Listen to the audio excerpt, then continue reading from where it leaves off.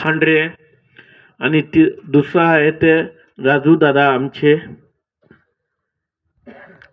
इथं 2 दिवसाआधी सभा झाली. त्यानं सांगितलं विजन काय, विजन काय, विजन काहीच नाही.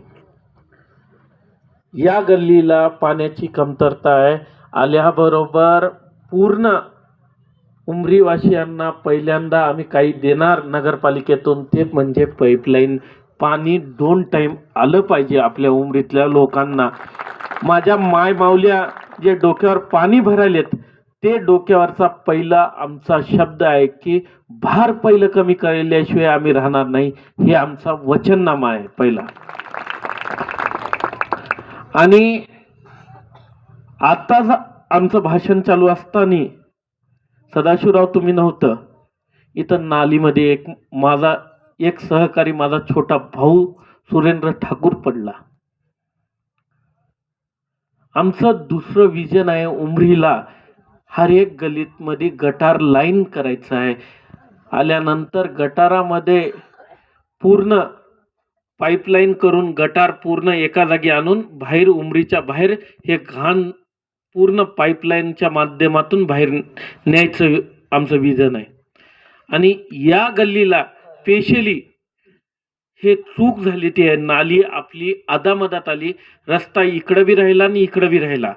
पहिलं हे नाली बंद करून एका कोणत्यानं आपल्याला नाली काढायची आहे.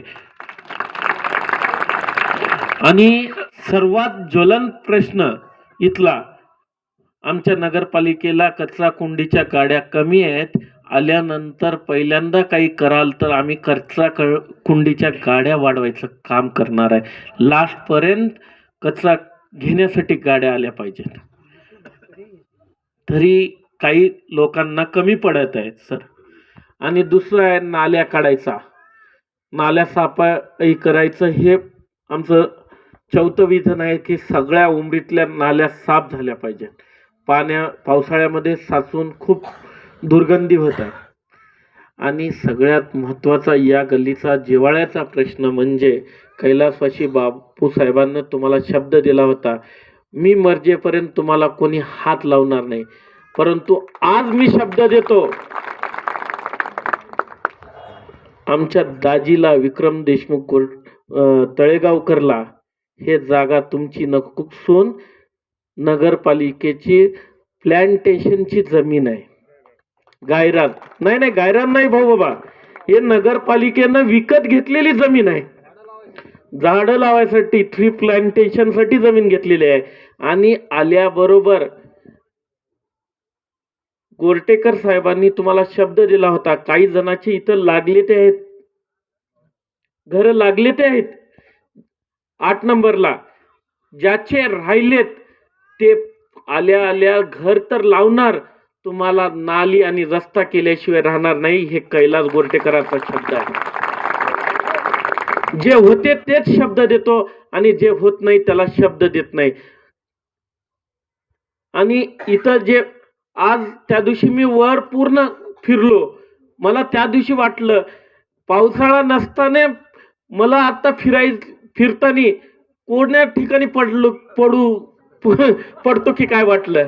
आणि पावसाळ्यात तर माझ्या माता बहिणी कशा जातील हे मला प्रश्न पडला होता सर.